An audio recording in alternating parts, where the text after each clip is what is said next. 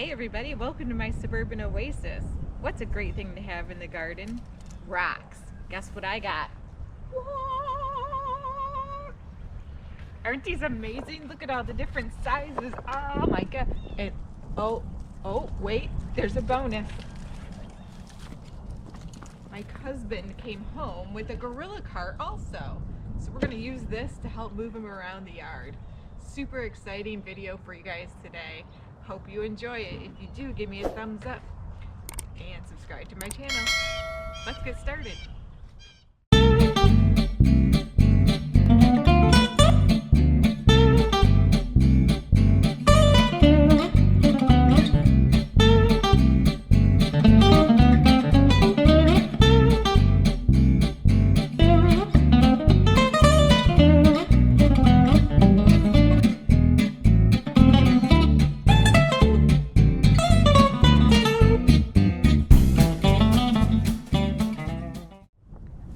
So when setting rocks, it's really important to think about the size and shape of them when you're putting them together. You don't want to just put them down because you'll wind up with gaps. You'll wind up with areas that are not flat. You may end up with something that just looks like a hodgepodge, and a lot of times people think stones just look good when you put them in, but that's not really true. So what I do is I like to look at the angles and where they connect, where there's good flat sides that you can lay on the ground, or if you're laying them up at an angle. And so for me today, because I already have the mulch layer here, I'm primarily going to be focused on laying them somewhat up at an angle. And so I'm going to pick my rocks based on that. So let's see this rock. So for example, this rock right here, you want to think about which side of the rock is going to be facing forward, which side of the rock is down. To me, this side of the rock looks like it's nice and flat, so I want that part down if I can make that part go down. And then I like the round front, so I have a flat front here and I have a round front here. I want to put this round curve front out to the outside, and then the flat up against there. So that didn't work out very well. So then you just have to flip the rock around and see how you can get it to work, because you also need to pay attention to make sure there's a little bit of an overlap here between the rocks, so that again we don't leave a big gap and allow grass and weeds to kind of climb in between. After you start laying rocks, you start to get kind of a feel for which ones go in a good spot and which way you want to place them. And then I usually come back and I pull the mulch right up against the back of the rocks. And the reason why that's important is so it doesn't look like they're just sitting there like in the middle of nothing, and it looks like they're really tied into and part of the bed, because they look like they're partially buried into the ground. So that's a really good way to keep them stable and provide some continuity for your bed. So let's keep going.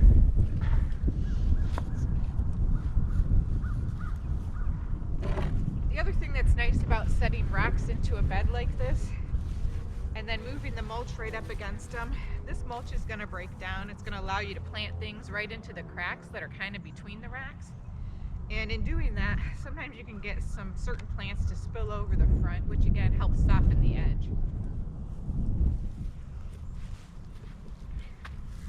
So you can see here what I did with these two rocks is there's an angle that kind of happens here, and I like to kind of try to make it so that things fit like a puzzle.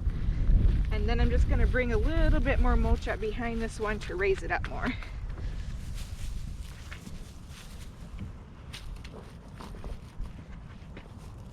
So especially when you get a lot of rocks with angles, again, this one has a triangular shape, this one goes out, and this one comes in, so it's a nice way to have them fit together.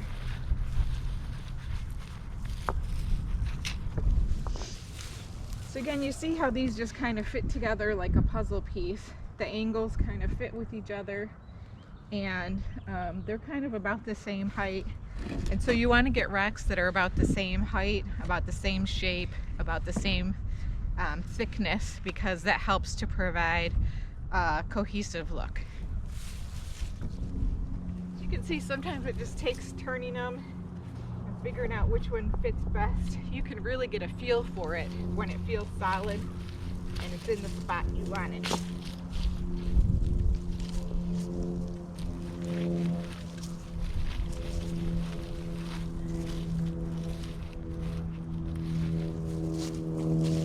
All right, time for another load.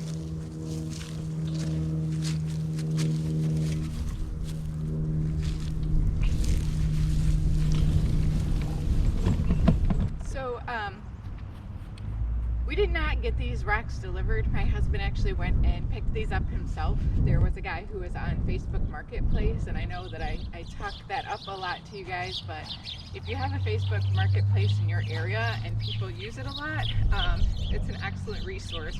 He was just giving them away, but what it meant was that we needed to borrow a truck and then go get the rocks, and then my husband needed to be able to haul them because he got the truck stuck and had to fix the yard because he put a rut in the yard. So there's a lot of work that goes into it, but for free you can't beat the cost. So let's get some more laid.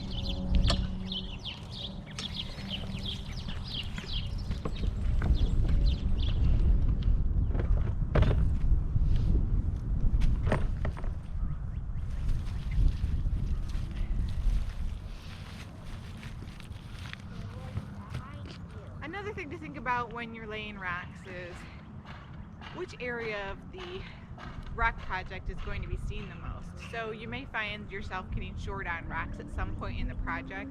So it's good for you to take a look at the rocks that you have and decide if there's ones that you like better than others and put those in places that you see more often. Like this side over here faces the neighbors. So if I find any really cool looking rocks that I like they have quartz or they might have a stripe in them, I will try really hard to put them along our side so that it's something I see whenever I'm walking around the yard or in the driveway.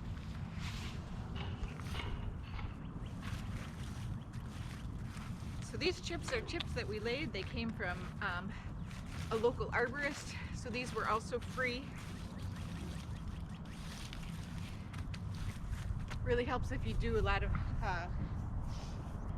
gardening to get things that are local resources that are free or no cost.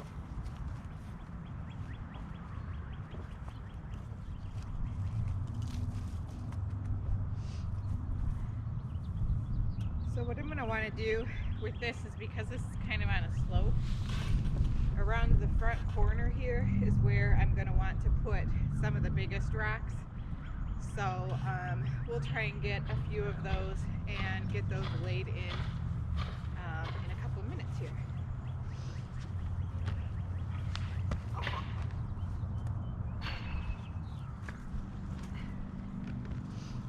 All right, let's get some big ones.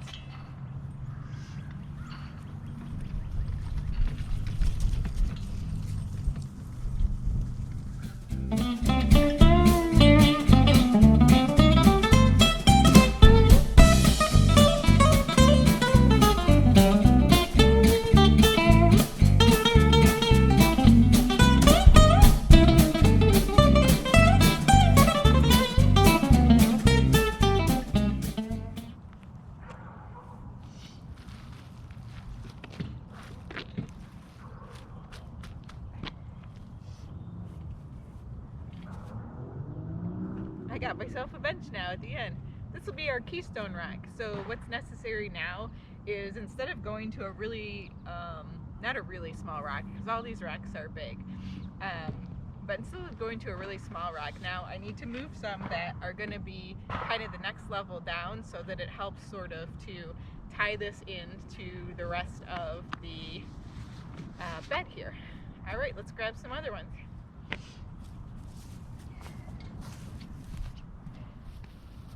Set them down. Yeah.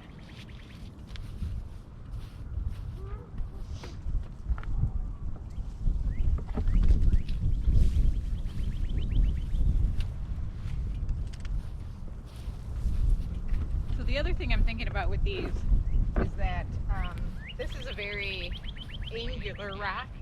and most of my other rocks have quite a bit of rounding on them. So these next rocks I picked out because they're a good size, but they also seem to have some kind of more angular look to them. So I think they're going to be good to put right next to it. And then I'll start moving back into the smooth rocks that are a little bit smaller.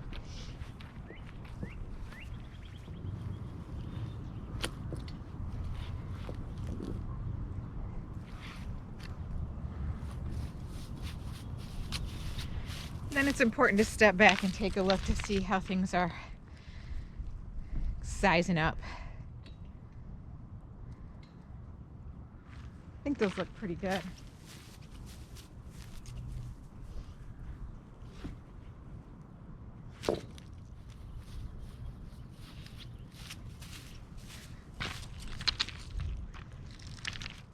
All right, now we just need to go get some more of these smaller size rocks.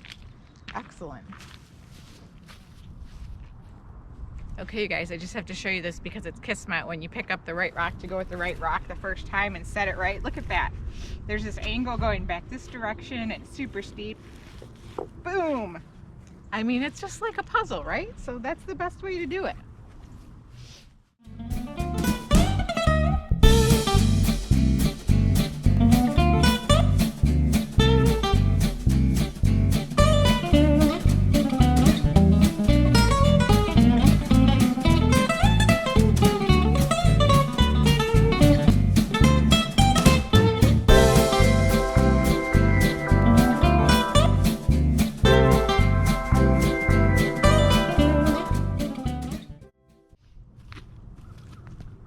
Sorry about all the sniffing, guys, but I have allergies and they always pop up when I'm outside, especially in cooler weather. So one of the other things people ask me when I lay rocks around the yard is, how do I get the lines straight? So it's really important because the faces of rocks jut out at different angles and are different widths. And so the important piece to remember is not how well they push up against your bed, but do the faces of them all seem to go along the same line. And a lot of people to do things like this will put stakes in the ground and will use lines, but I guess I'm just really lucky in that, like, I kind of have spatial visualization where I just focus on looking at it and then I'll step back and make sure it looks right. And you can see if things are jutting out and go back in and fix them a little bit and tweak them around, especially as the rocks shift over time. I don't put anything underneath of my rocks to try to help them settle in or anything. All the rocks will slowly sink down a little bit over time, so they will begin to look a little bit more natural as well, like they're coming out of the ground and that they're embedded. So those are just some additional small tips to keep in mind if you're working on rocks in your garden.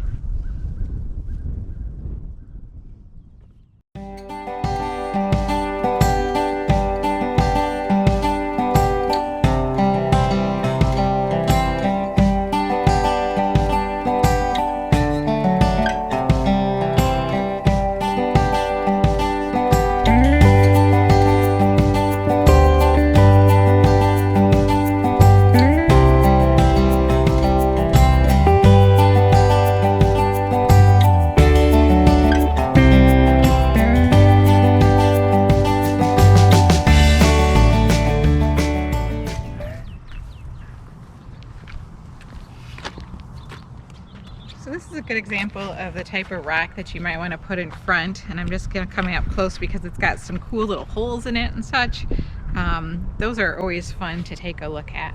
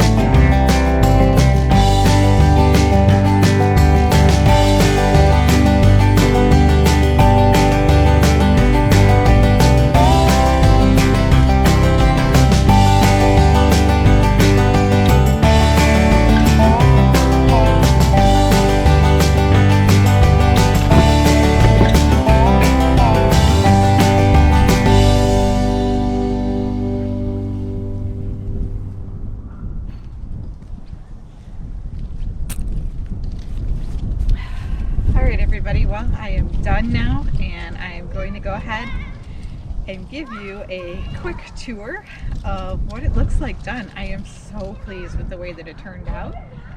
When I get mulch that is the same color as the rest of my mulch this spring, and we put just a light layer on top, it's really just going to tie it right into the landscape. And this is a no-dig bed that I did with cardboard and then just this mulch that I got from the arborist for free, and now these rocks that we have gotten for free. So just a wonderful economical project, a lot of sweat equity, but that's about it. All right, let's take a look.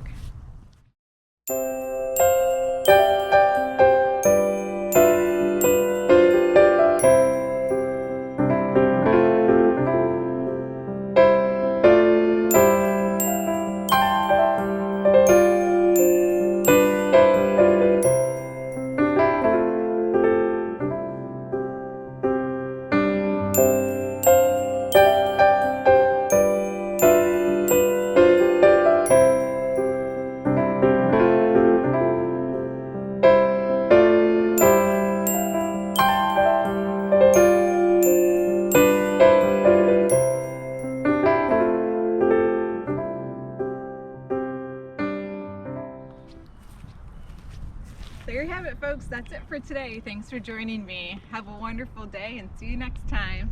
Bye.